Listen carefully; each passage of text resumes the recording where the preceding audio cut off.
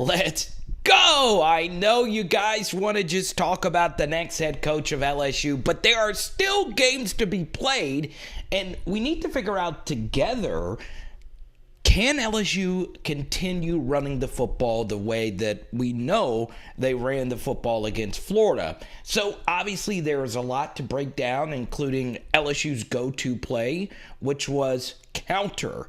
Okay, so we're going to start off here, obviously, with a very simple play. Max Johnson to Jack Bech. This play worked really well versus Florida.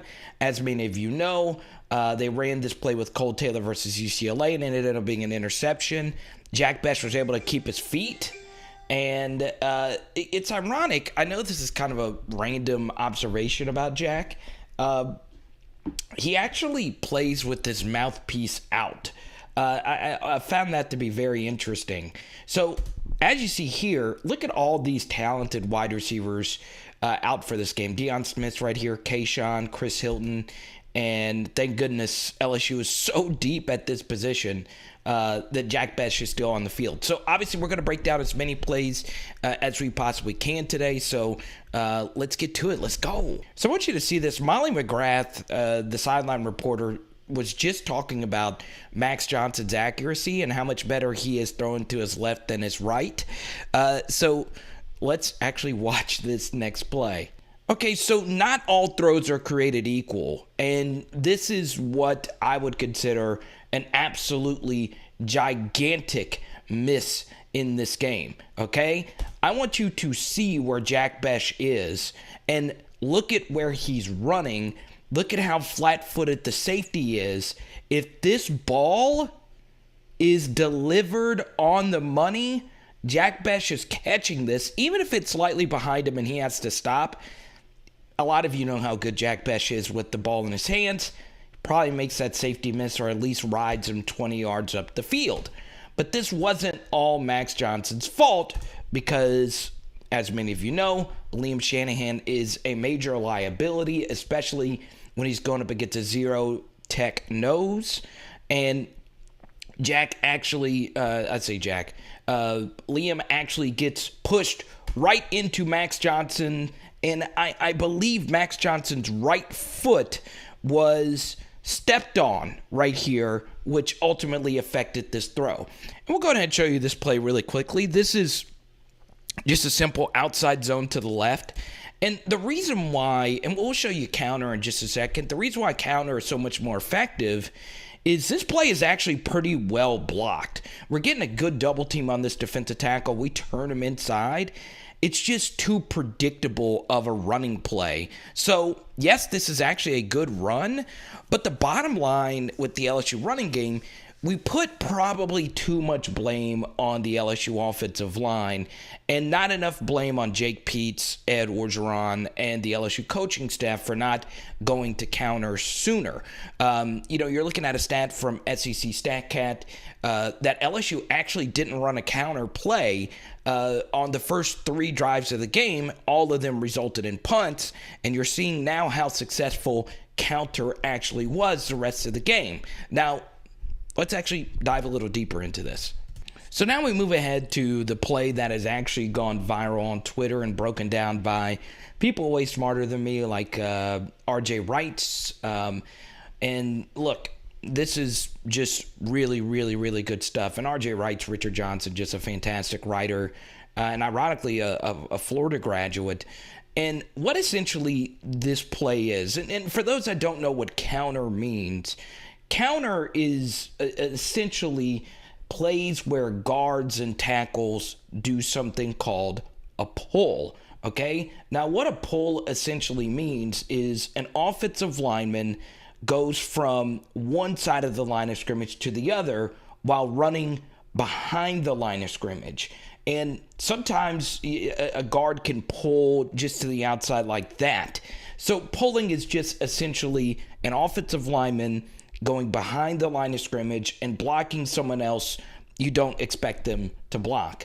Okay, and LSU quite simply in their first couple of games didn't pull until the Mississippi State game where they started having some success with their puller. So in this instance, we have Ed Ingram pulling, we have Cam Wire pulling, and where this play was actually made was by Jack Mashburn. This was kind of a fake right here by Mashburn, and what really makes this fake impressive in this step right here by Jack Mashburn is because he stepped this way, it widened out this defensive end, which creates more space right here to run the football, and because he delayed this guy got ear-holed right here by Ed Ingram. And Ed has a pretty simple block right here. And next thing you know, this end is looking at Jack Mashburn. And then 300-pound Ed Ingram, boom, right there. So that was the first key block. Then Jack Mashburn was able to get to the second level on this safety. Then Cam Wire was able to come around here. And look, right here, TDP could have actually scored a touchdown going through two separate gaps. He could have actually gone through here and scored, and he could have gone through here and scored, and that's exactly what he decided to do. It is such a well-designed play, and once again, I don't know why LSU didn't run more counters to start the year, but essentially counter is what got LSU this victory. And it's very, very, very impressive to see that play run at that high level. Chat for the game said, why on earth would you not feed TDP after he just destroyed Florida for an entire drive? And it's a good question. The issue, though, is LSU's overall ineptitude of catching the football out of the backfield with their running backs. And Jake Peetz, this is a big deal to him, coming from the Carolina Panthers and coaching Christian McCaffrey. And look, you look at the history of LSU football, a lot of the best running backs at LSU could catch the football out of the backfield as well. Obviously, Jacob Hester, Charles Scott, and the best of them all was obviously Clyde Edwards-Helaire. And it is more important for your running back to be able to catch the football out of the backfield when you run shotgun-based offenses. So what you have here, obviously, is it's clear it's man coverage. So Malik Neighbors is rotating to this side, and Kyer Elam, their best player, is going along with them. So a really good play when you play man coverage and they crowd the line of scrimmage is a running back screen, okay? So LSU gets exactly what they want on a running back screen, okay? 1, 2, 3, 4, 5 people rushing the quarterback, and boom, we're letting them go. This is what you want on a running back screen, okay? 3 defensive backs playing man coverage to the opposite side, and all we need to do is get this guy right here blocked, and we have a huge gain, okay? Now, this was the only mistake, really, Marlon Martinez made in this game. He doesn't get a clean block on this linebacker who's able to get underneath this blocker. Now, this is where how you're taught comes into the equation, okay?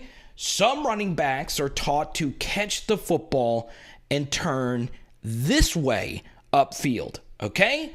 And more often than not, it is natural for a running back to catch the football and turn this way. And there's nothing really Josh Williams can do about that because Marlon Martinez just missed his block, okay? But other running backs will tell you that when you catch this screen, you should immediately cut in. And here's what happens here. If Josh Williams had caught this football and cut this way, he would have still been running. And it potentially could have been a touchdown considering we had such great blocks to the outside, and he would have had 2 extra blockers out in front of him. Now, this guy could have potentially caught him from behind, but still, this was a huge miss by LSU. And, you know, we're not going to be able to just run counter against teams and beat them. And we've got to get our throws to our running backs down pat. Okay, and here's the Brian Thomas Jr. touchdown that was taken away. BTJ, once again, another great game. I mean, he's just really, really special. And look, this is partially on Cam Wire for the hold, but some of this is also on Max Johnson. So they back out, okay? So they get 3 guys rushing you. Max has got to step up and help out Cam right here. Once again, not a good job right here by Cam getting beat this badly off the edge. Cox is a really good player. And, you know, if you're Max, you just got to step up into the space sooner. Help out your tackle, step up, and it just took too long for him to get through here. And, of course, they're going to call the hold right there. But good job by Max eventually stepping up and eventually making a really good play with his arm. It's kind of blurry right there. And BTJ catches it. DB makes a horrible angle at it. And then, of course, it's a foot race. And BTJ eventually scores. I'll let you decide if this is a hold or not. Once again, Cam Wire, that's just too much penetration right there. Let's see.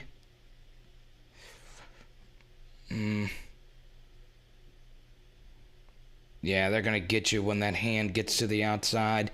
I've seen it let go before. Oh, God, yeah, you can't. Yeah. So I'm going to give you a bonus defensive play because we did that whole video on Jaquelin Roy. This is another situation where the LSU pass rush forced the interception, okay? Mason Smith getting good pressure off the edge, forced Emory Jones to throw off his back foot. BJ, by far his best game of the season, and that forced this ball to be thrown slightly behind him. Good play, obviously, by Cordell Flott, and then we're off to the races with Micah Baskerville. Alrighty, so now we get to this play after the big interception. This is just really good offense right here from Jake Peetz. Analytically sound play on first down is to not only throw, but throw deep. Take chances. And Max makes probably his best throw of the season was right here. It's definitely in his top 2 or 3. And Max overall on the day, you guys saw the miss to Jack Bech early on. This is really good quarterbacking. So there's a few reasons why I like Jaray Jenkins. And I use this stat a lot, ADOT. ADOT isn't really all that accurate of a stat when it comes to how good of a receiver you are. And what ADOT means is average depth of target. So Jaray Jenkins, despite playing multiple roles in the LSU receiving corps last year, was really good at not only getting deep, but getting deep fast, okay? Not all wide receivers are good at getting downfield and making plays.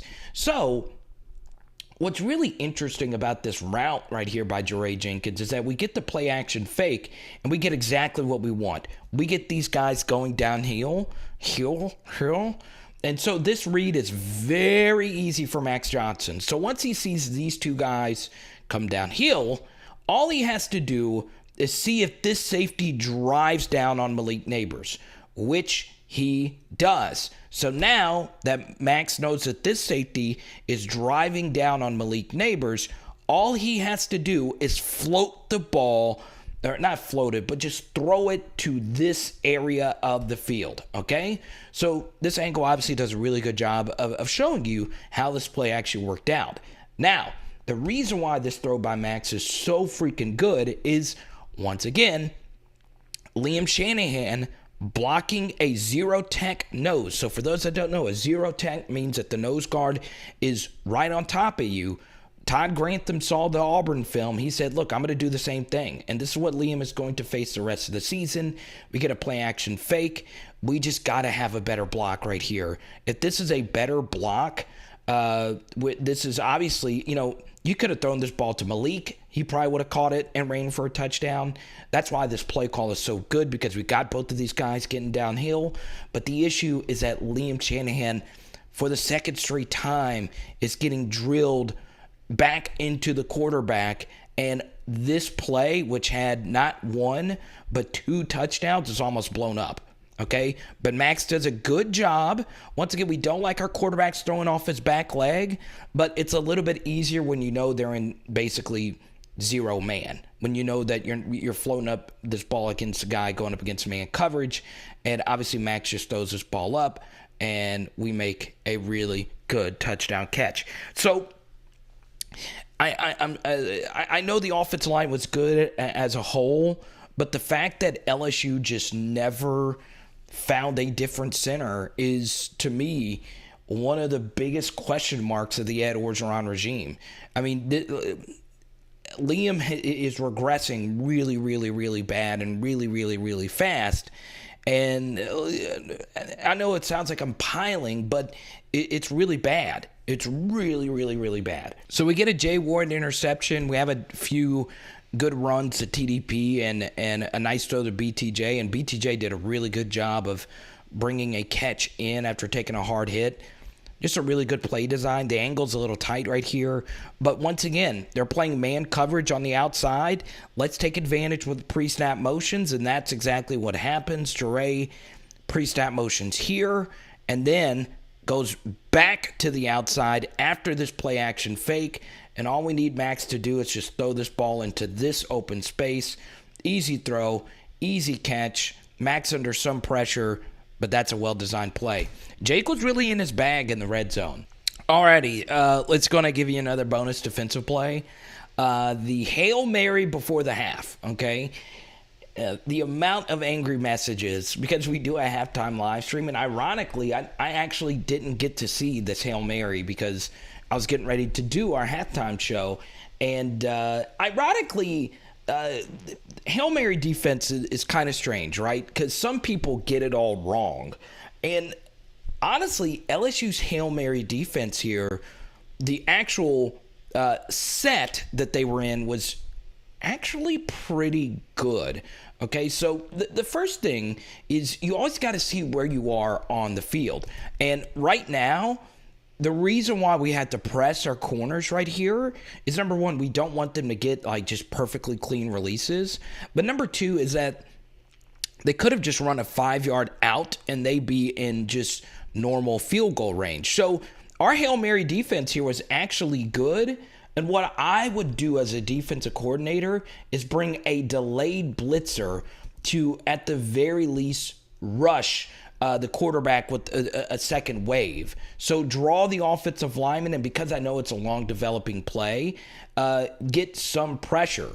Now, ironically, LSU has had to defend not one but two Hail Marys at the end of the first half against not only Mississippi State and Kentucky. And on both of those occasions, we were able to get a sack. But that sack was by Ali Gay, who obviously isn't healthy. Now, ironically, we get a really good rush right here by BJ. The only thing I would have done differently is I would have had Damon Clark, coming down a little bit harder at this point, okay? So there is no reason for you to sit right here. Once these guys get past you and you know they're not running outs, come on down a little bit harder, okay? But even then, the timing of it was fine. At least we were able to generate some pressure. And the one thing we don't want Emory Jones to do is break contain to the outside. Okay, we want to keep him in the pocket right here. So the pass rush overall was actually really, really good, okay? We were basically getting a double, triple team on Jaquelin Roy, and this is exactly what we want. We want this linebacker coming unblocked, and let's be honest, this was a really good decision not to hit the quarterback and give up a 15-yard penalty, which would have resulted in a field goal. So the rush was good. Obviously, where the mistake actually happened was right here on the actual catch, okay? So we'll get a few other angles here. So the first mistake, this is actually well defended, okay? There is no bad Hail Mary defense right here, okay? So Dwight McGlothern can misplay balls that are high in the air, especially in the end zone, ironically. We've seen him do it in the spring game. We actually saw him do it later in this game. This part of the end zone has actually been really rough on Dwight. But honestly, what is happening here? I don't know what Cam Lewis was looking at. Okay, Cam, though, is not the biggest culprit on this play.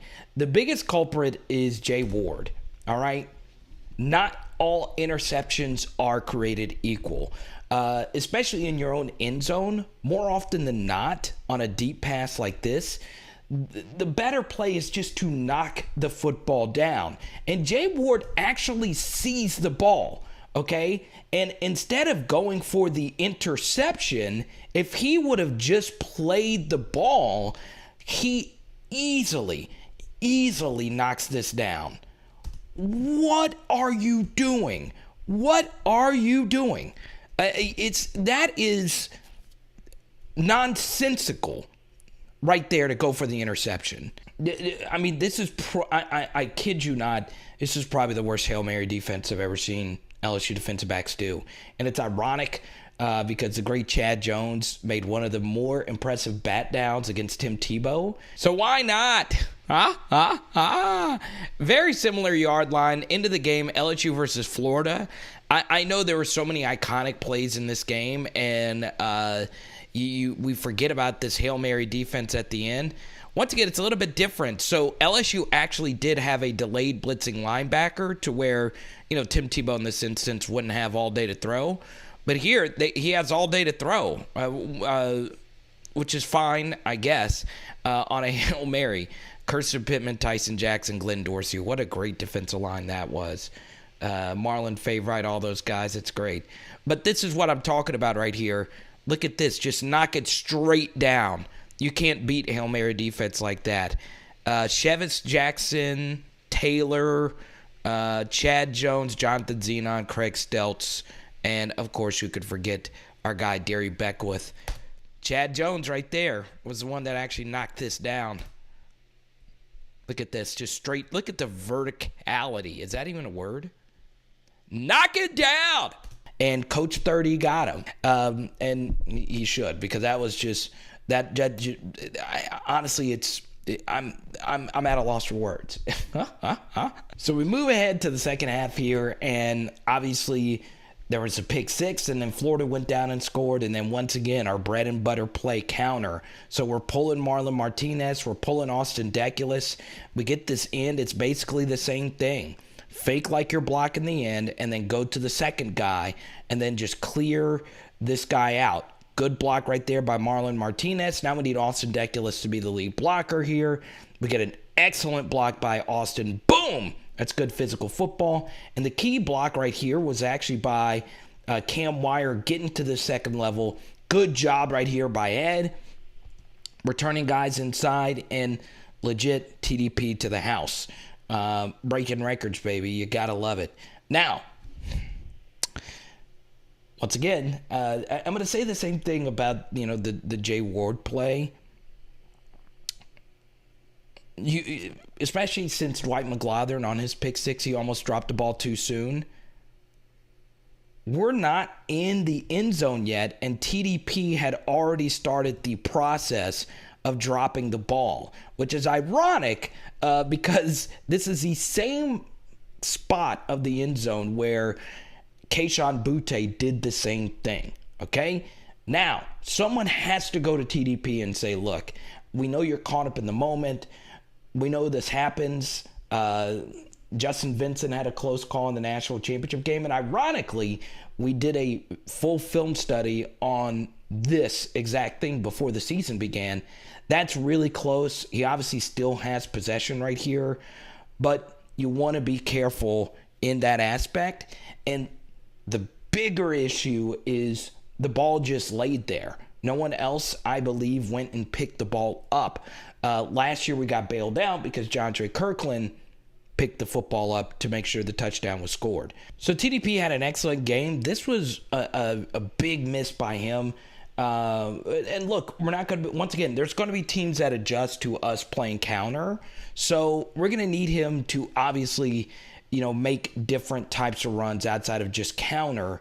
And this was actually a really tough play. Marlon Martinez blows his block right here.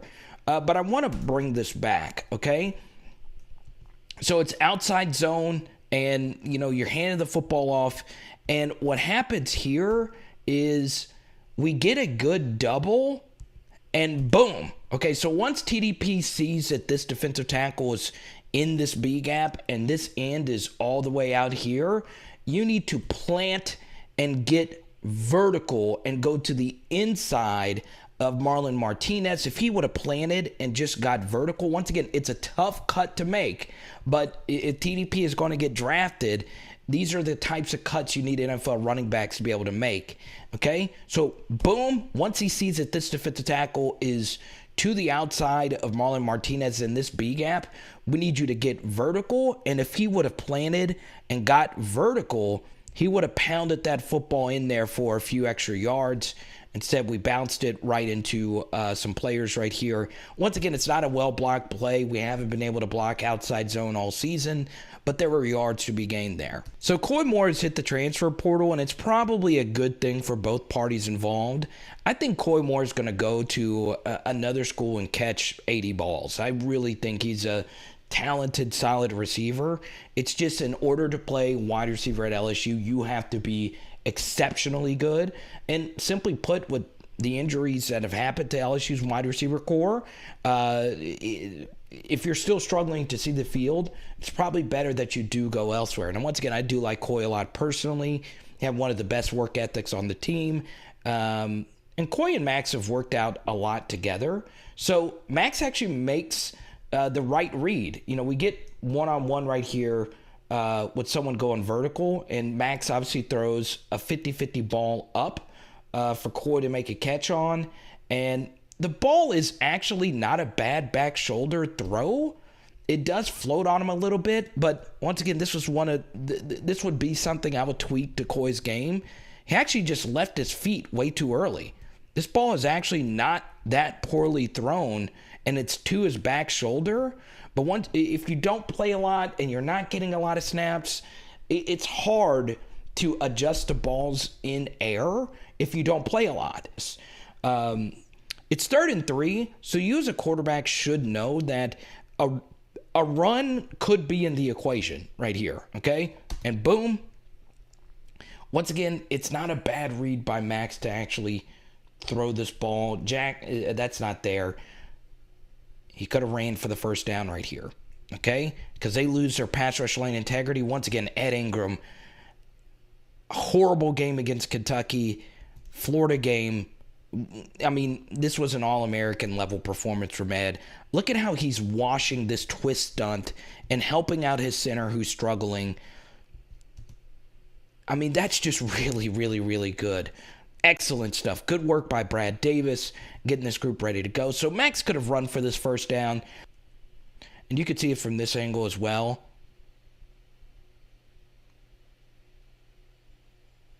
And Coy's done this a time or two. If he would have just waited a second, he probably would have had a better chance of catching this ball. So this play gets lost in the shuffle here. This is easily one of my favorite play calls right here by Jake Peets. Max's intermediate throwing and just overall game has been shaky up to this point. So you understand here that it's kind of two-ish down territory. And if you pick up just a few yards with a simple run, you do move closer to a Cade York field goal. Now, we do know Ed Orgeron has not coached this portion of the field well when it comes to fourth down decision-making. But what do? Well, we give the football to the guy that had been killing it all game, and they thought we were throwing. So we run. Well done.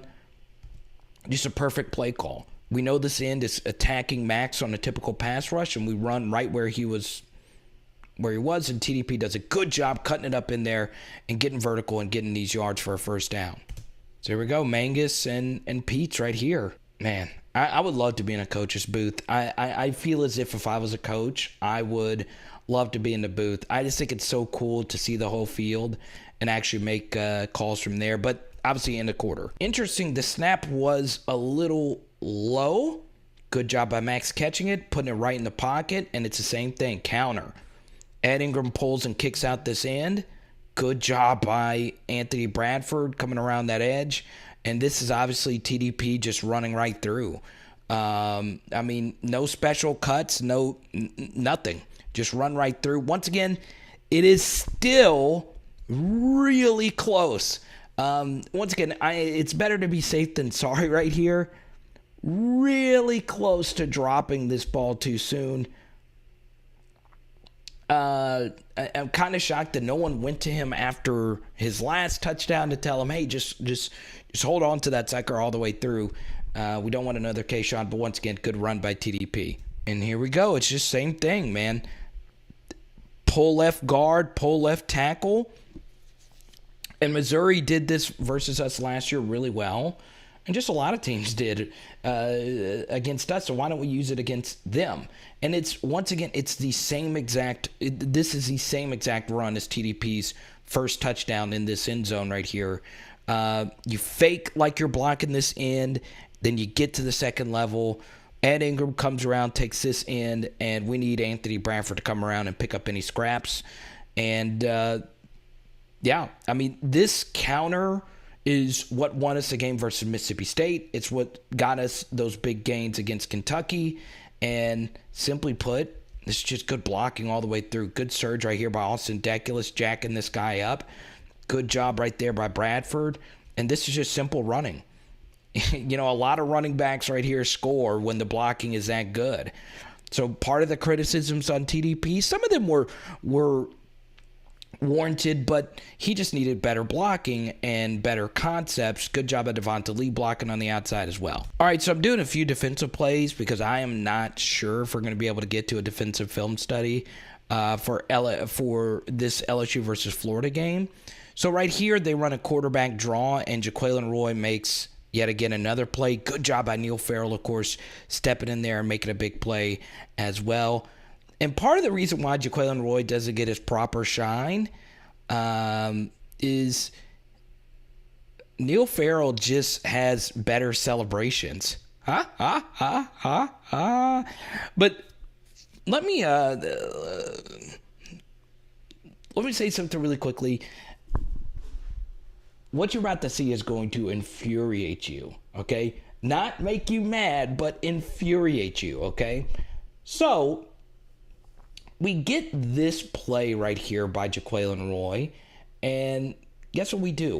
We're bringing in a defensive substitution, and the defensive substitution... Alrighty, so you're going to hear me go off just for a second about how this Ed Orgeron firing went down, and it drives me nuts. It really, really does. I'm about to give you a specific film reason why Ed Orgeron is no longer the coach of this football team. So my biggest criticism of the LSU defense, and you guys hear me say all the time how critical I am of LSU's four-man front, it's not that they run a four-man front, it's that it's really static. And what I mean by that, it's really, really predictable. And LSU doesn't get any different types of looks. They don't give Dan Mullen any different types of looks to where it becomes really easy for the quarterback to decipher what you're going to do defensively. And pretty much here pre-snap, what happens here is White McGlothern gets beat on a double move, and you'll get a better angle of it in just a second. However, what you see here is a great opportunity for LSU to bring someone off the edge. And that player would have been Sage Ryan. Now, you guys heard me on the live stream last night talk about how I want to see Sage Ryan blitzing more. I want them to really use this guy's talent. Nick Saban recruited him to be an Xavier McKinney type of player for their defense. I want him to be the same type of player for ours as well. The Grant Delpit slashing type. And right here, they're in Tripp's bunch. This is a formation that LSU used a lot in 2019, and it's also a great formation for the slot corner to press and blitz because it's such a tough read for not only the tackle to pick up, but also the running back who is personal protecting on this side. So if you blitz Sage Ryan off the edge here, he more than likely is getting home untouched, okay? Especially with Jaquelin Roy at that 3-tech. So that's something that I would have liked to see the LSU defense do more of during the Ed Orgeron tenure. But the issue is LSU, more often than not, just ran typical four-man front with man coverage underneath, which you simply can't do versus Dan Mullen. He is going to torch you, okay? Also, the next mistake that was made here was the personnel, okay? Neil Farrell gets hurt right here. That sucks. But Sony Fanua ran into Neil Farrell here, and he had all day to throw, and it was all day for him to allow this double move to just get open, and there was just nothing he can do. Jaquelin Roy was doubled, and this was one of the times BJ got blocked. So this is what ticked me off about this play, was they took Mason Smith off the field. From this point forward, Mason Smith, Jaquelin Roy, and BJ Ojulari need to be your pass rushers on critical third and long situations because he had all day to throw. And Neil Farrell is not an elite pass rusher, nor really is Sony Fanua. So personnel wasn't right there. Now, once again, you guys saw our film study. Our first film study from the LSU Florida game on Sunday morning was on how Jaquelin Roy was the only reason the LSU defense was able to get a stop. And this is why. Because LSU just runs the same defense. Man coverage with one high safety behind. Or sometimes it's two-man under. It's just too simple, right? Blitz Sage Ryan off the edge at one time. He probably would have got home and got a clean shot and you would have gotten turnover, but you never do it. You never give them different looks.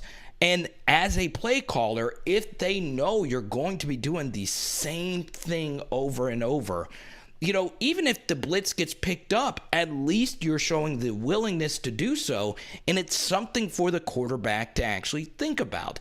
And that's the main reason why I think so many mediocre quarterbacks had their career best games versus LSU is because they were able to easily decipher what the LSU defense was going to do. And because they never blitzed, because they never rolled coverage, because they never stemmed their defensive linemen, that's the reason why LSU was so historically bad. They're a little bit better than what they were last year, but they're still not that great. And once again, had it not been for Jaquelin Roy, they would have scored Florida on every possession from the Hail Mary all the way until the end of the game. And if you want to see that Jaquelin Roy film study, watch it down below because Damon Clark's interception should have been a touchdown had it not been for Jaquelin Roy pulling off one of the most insane pass rush moves I think I've ever seen in a big moment. So, once again, yes, Dwight McGlothern got beat by this double move, but because the quarterback Richardson had all day to throw it, and he didn't have to worry about blitzers or anything like that. It allowed that play to fully develop. Alrighty, so I know you guys come to this channel for underrated plays.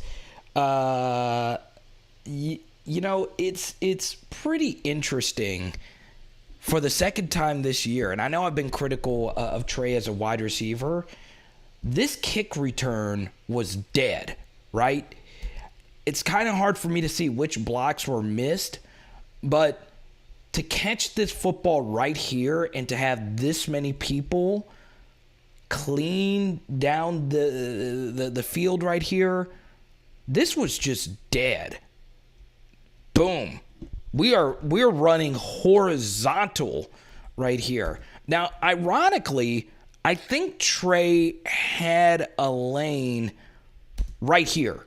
Okay, so I would have got vertical right here. Once again, I'm not a track star like Trey Palmer. And then he actually stops right here. Okay, he's dead on arrival right here. Okay, but man, he is one of the best returners I've ever seen.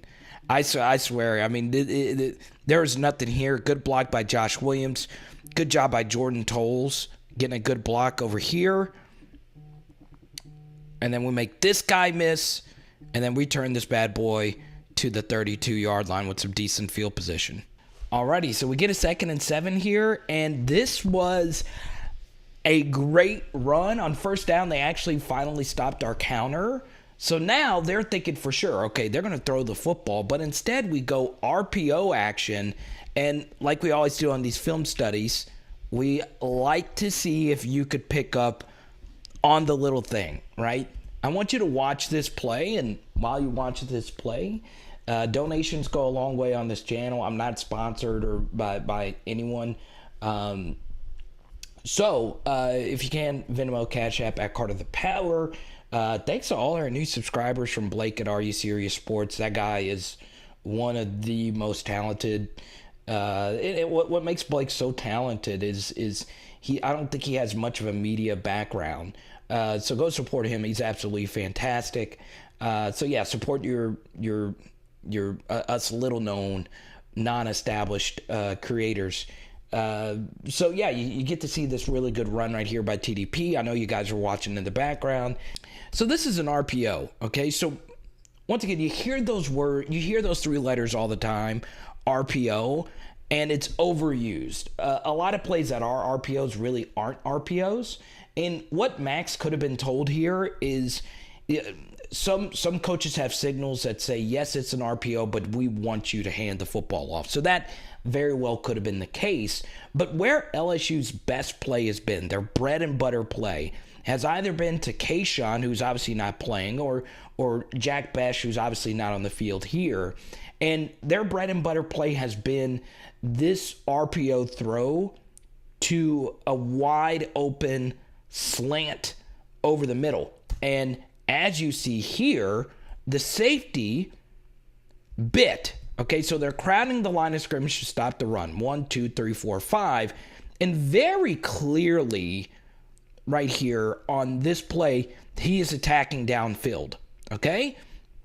So once you see that, this is a 100% of the time completion. Boom. Right here. So the ball should have actually gone to Malik right here. Okay?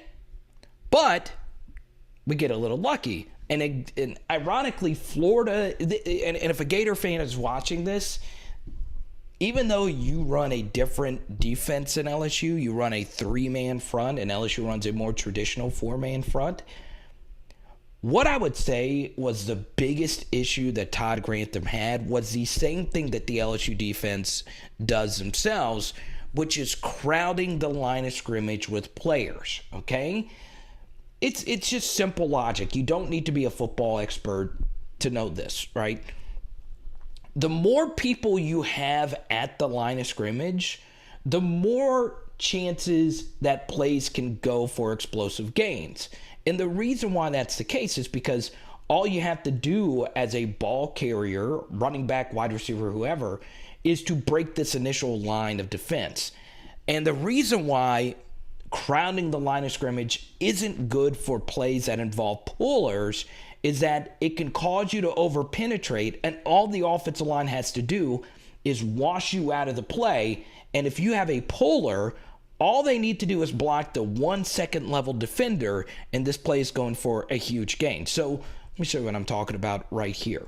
Okay, so you get you get this action right here, and notice Florida is doing exactly what the LSU defense did against Kentucky in particular. They're over-penetrating, okay? We want these guys getting upfield. We want them penetrating and getting all the way deep into the backfield because all the offensive line has to do is wash these guys. Notice we're not bullying them. We're not pushing them. They're penetrating against us, but that's what we want you to do against a trap.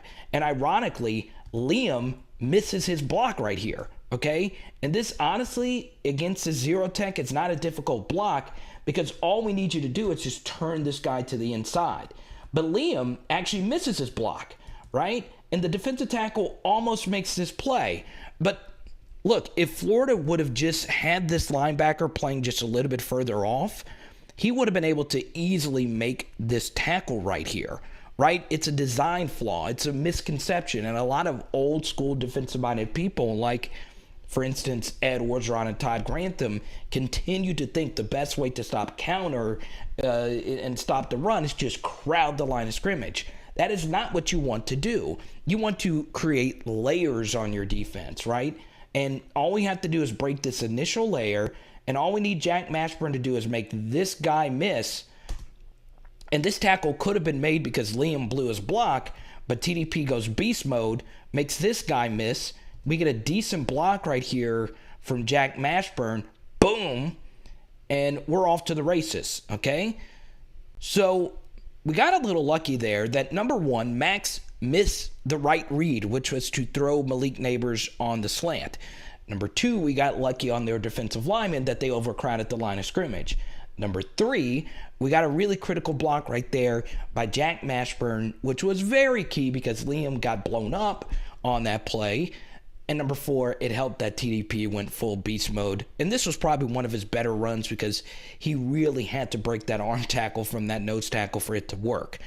Okay, so we get a false start on first down. And guess what we're going to do? We're still going to do counter. Now, this time they don't have 5 guys at the line of scrimmage. But still, kick out this guy. We need Jack Mashburn to make a critical block. Good job getting to the second level right here, getting this double by Cam Wire, who got better as the game went on.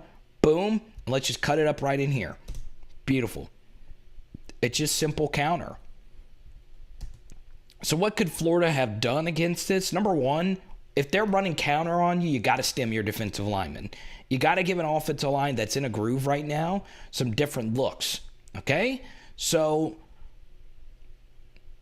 once again, Max could have thrown this RPO again. So, boom. I mean, he could have thrown Malik again right here, okay? But I get it. Keep handing the ball to TDP. He's hot. And, I mean, look, it's just smash mouth football, right? So, once again, if you're Max against other teams that will show some different looks, and you'll see it here again, getting through, Mashburn going through, and you'll see Malik right there. So, that ball, moving forward, we're going to have to start throwing it because teams are going to defend our counter a little bit better. But I totally get Max just not overthinking it and just letting TDP decide the game. I like that. But same thing here, and we're just doing the same thing over and over. And once again, this throw for the 3rd consecutive time is there for Max to take it. But, you just keep feeding them, right? And this time it's a different counter where only Mashburn is coming around the edge right here. And this was actually one of TDP's better runs because, once again, this was a little bit messier, right? But once again, defensive tackle over penetrates. Good job by Ed just washing him. Good cut right here by TDP to find this open space. So he cuts through there and then finds a way right through there. It's just really, really good football right there by Ty Davis Price. So TDP is gassed. What do? On this 3rd and 4? Well, we run the same thing with Josh Williams, baby. Okay? So, number 1, the good thing about this play is, and this is obviously really key, is that this shows that the blocking was the blocking, right? Even though this was just one run, this goes to show you that different running backs can run behind this run blocking. So that's obviously a really good thing. There is a significant drop-off from TDP to Josh Williams, but still, this was a really good run by Josh, okay? This is such a wide split right here to sell it, too. Very, very interesting, okay? So once again, let's see if, that ball could have been completed to Malik if Max wanted it, again, for the 4th time this drive. But once again, you just hand it off. Your offensive line is killing it, and once again, you do run the risk of a legal man downfield if you want to pull it and throw it. So let's go ahead and run this. Marlon Martinez gets a really key block right here, and it's Ed Ingram again, guys. It's Ed Ingram again. So we get a double right here, and what's really impressive about this block right here by Ed is because he gets such a clean block, notice how much easier it is for Cam to get to this second-level linebacker, and this makes it that much easier for Austin Deculus just to kick one out. Boom. Well, that's Marlon Martinez, excuse me. And all we need is Jack Mashburn to make this block right here. Look at this. And we clean him out. Beautiful. Can't do anything better than that right there. Okay. And good finish right here by Josh to hold on to the ball. So now we get to this 4th down play. I'm not going to show the first couple of plays. They made some interesting decisions. They went a little bit of a heavier set and brought Gary Dellinger into the game, which was interesting. But give Florida credit. They made some good plays on the first couple of downs. Got a little bit of a shaky spot on this 3rd down, but now we go to the 4th down decision. So, once again, this is just such a crafty play call right here by LSU, and you've got to throw versus this. I mean, that's just too many guys to the line of scrimmage. You've got to get creative here, Okay, so first thing is good job, no false start penalties, which is obviously really good. And where this ball, as many of you know, goes is to Jaray, and we're showing that same run look. And the reason why nobody played Max Johnson in the past right here is because of this pulling action. So for those that don't know, linebackers read pullers. And once they see this puller, they think for sure that TDP is going to get this ball, which is why both of these ends actually crashed down.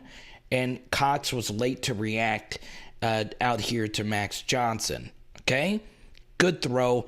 And this is a more difficult catch than what it looks like if you're Jaray Jenkins, because you do have to catch this football and beat this guy to the pylon. So what a lot of players would do is pick their head up too quickly to see where the defender is and not secure the catch. So Jaray catches it and scores easily. Good stuff. So now let's show you the end zone cam. Kudos to ESPN for giving us a bunch of end zone cam reviews. It's so much better to watch football from the sky cam. I just freaking love it. I really do. So what essentially happens here is, and I agree with Todd Blackledge, you can make a case, especially with Jack Bech being the receiver here, that this ball probably needs to go to Jack, okay? Especially in man coverage right here, okay? You never know what this end is going to do or this defensive back. If this defensive back right here was playing quarterback the whole way, this is an easy sack, and it obviously potentially ends the game. So if this D-back was playing quarterback the whole way, he would have gotten Max on this turnaround right here. And let's be honest, boom. Okay, so this throw would have been here to Jack, and we all know Max, it's not his strong point, throwing the ball on time to out-breaking routes. That would have been there for the game-winning touchdown as well, okay? So once again, it just comes down to the play. And once again, Max might automatically be told, hey, look to the left, and then automatically throw this ball to Jaray on the backside. But if he's not told that, you probably want to throw this ball right here. Okay, so, it's a little bit of a risk, right? It's a risk anytime you roll out to the left, especially if you're rolling out to your right and you have to throw this ball across your body. But it worked. It is a good play design, and you do get an easy walk-in touchdown. But once again, I can't say this enough. This is not as easy of a catch. It is an easy catch, and you guys know I'm a big Jaray fan, and you might think I'm just pumping this up. It's not as easy as you think when you know it's 4th and goal and you know you got to beat him to the pylon. But he does make the catch under heavy pressure. Game on the line, and he scores easy. Beautiful. So now it's 2nd down, and we end the game right here. A little bit of a low snap, but we get a good block right here. Look at this. Good job right here by Deli. Oh, man. Is that a little bit of a hold right here? Maybe. We got some unlucky holds in the first half go against us. They might get you on that. But still, it's a really well-designed play. And 1, 2, 3, 4, 5, 6. 1, 2, 3, 4, 5, 6. I still don't know why defenses do this. Crowding the line of scrimmage. It makes no sense. It makes no sense. Okay? Oh, once again, I want you just to see where everybody else is and see where Liam Shanahan is. Just look at that. Okay? Once again, it's hard to win games consistently when this happens. But TDP, this was, once again, a really good run by him to find this pocket of space and make this guy miss. And this essentially ended the game right here. Good cut to get up vertical and make that guy miss. That's just really filthy stuff right there. And that is your ball game. Once again, it was a great Tiger Stadium atmosphere by everyone, by all accounts. Okay? Same thing here, all right? Liam Shanahan getting drilled into the backfield, Okay, so we need TDP to make a play for us right here. You could make a case that LSU should have already started the kneel down process, but still, I think if you do the math, that they would have called a timeout. LSU would have been running a third down play with the kneel downs with about probably 50 something seconds left. So you still do need to run plays here, okay? And notice this is not counter, okay? We just need TDP to make a play inside zone. They're bullying us here, but once again, Ed Ingram to the rescue. Gets a good block right here. Bad fill by this interior linebacker, but because Marlon Martinez was able to get to this second level right here, we're able to end this game right here. So this linebacker fills poorly. He probably should have stayed right here and picked TDP up coming through here. I don't know what he was doing. Good job by Martinez kicking out right here, and that is your game. Okay? Good stuff. Let's actually break what actually happened in this game down even further, okay? Because, as always, we like to do a wrap-up at the end of each and every film study. So, obviously, let me start with a macro point involving Ed Orgeron. Because, look, most of the content on this channel is going to be who the next head coach will be.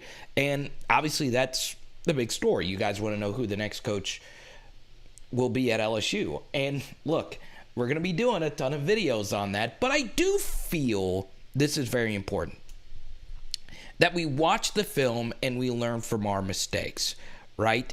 And I think one thing that the media and LSU fans are mischaracterizing about Ed Orgeron is that his personal life is the reason why this program went downhill. And don't get it twisted. His personal life is very relevant, as it should be when you are the head of a multi-million-dollar organization that millions of people around the world care so much about, which of course is LSU football. And yes, Ed Orgeron's personal life, as far as his outburst are concerned, his dating history has been exposed.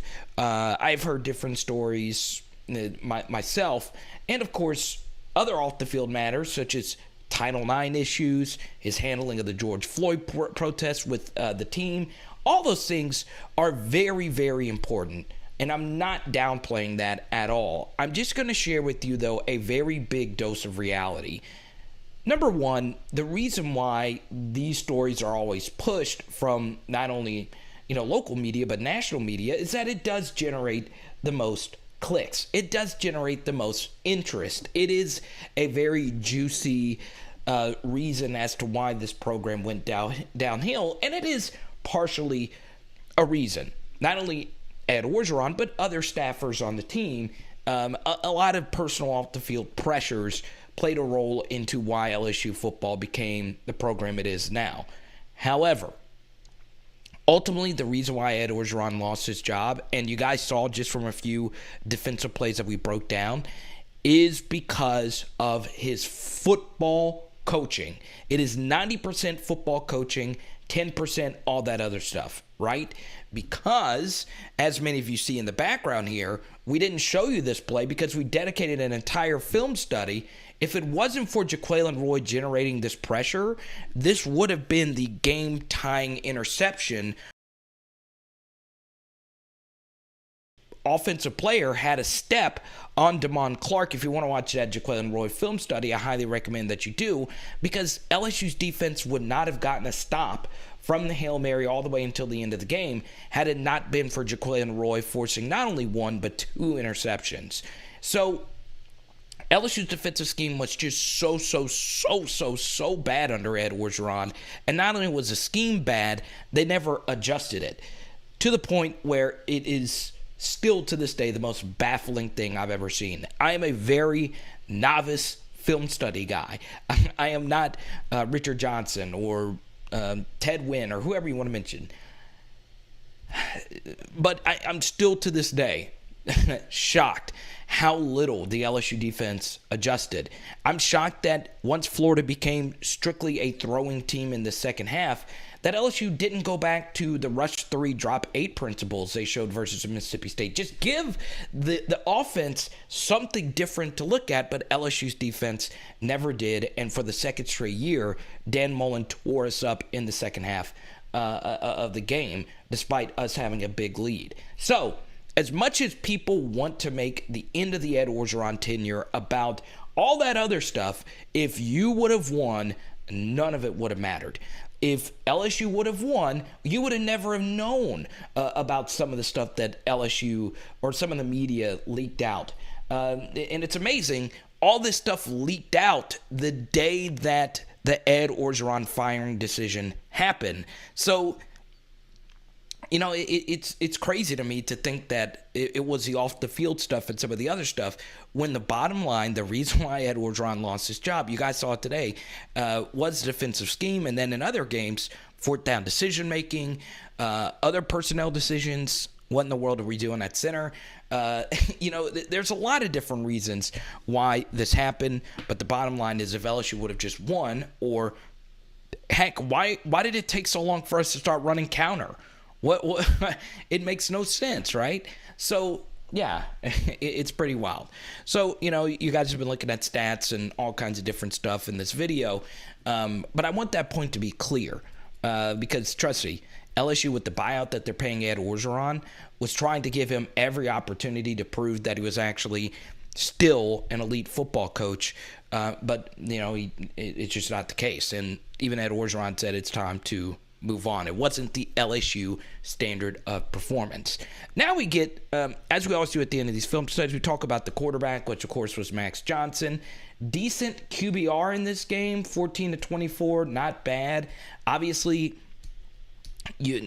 I would like to see Max with the new center, because I do think on some of his throws, the fact that Liam is in his lap so much, you saw him miss that ball to Jack Bech very early on in the film study, and you saw how close we were to not having that Jaray touchdown because of it. Max, of course, still has some things that he needs to iron out, but when you run the football the way that LSU ran the football, it simply doesn't matter. So Max's first game in a windy Tiger Stadium without Kayshon Boutte, I would give it a B. I would give it a B minus. Some throws were missed, and there's still some mediocrity there. But game-winning touchdown pass, TDP going, we can live without it. Now, this is going to be a big question. Can LSU continue to run the football the way that they ran it versus Florida? Well, no. As much as LSU's defense fails to adjust, Florida's defense in this game failed to adjust as well. I don't think they did a good enough job, obviously, defending counter, giving some different looks. I would have killed and spilled. I'm not going to get into what that means, but in other words, I would have wrong-armed a few of those pulling guards. I would have done a few things differently just to give them different looks, and other teams are going to do that. And I think most of you understand that we're not just going to be able to run counter the rest of the season. However, counter was the reason why we had so much success versus Kentucky. Counter is the reason why we beat Mississippi State. We're able to RPO out of it. Kayshon's slant to start the second half was out of that counter play. So, you know, it's very interesting. But I do think LSU's offensive line did take a step forward. But moving forward, we're going to definitely need Max to play better and go out and win us a few of these games. So, yeah, there you go. That's it for now. Obviously, comment down below, you guys. I'm sorry we're a little late on the film study, but obviously the Ed Orgeron news on Sunday knocked this one off schedule, and we hope you enjoyed it. Comment down below if you disagree with anything that I have to say about these film studies. Once again, I have to say this. I am not a coach. I am not an LSU coach. I don't know what the calls are. I don't know what the players are specifically told. Just a disclaimer, these are just my best educated guesses on what actually happened on each and every one of these plays. It is Power Hour LSU. Boom! You didn't think we'd get a Chad Jones cameo in this game. And I think... Oh, we're doing tacos tonight. Liz,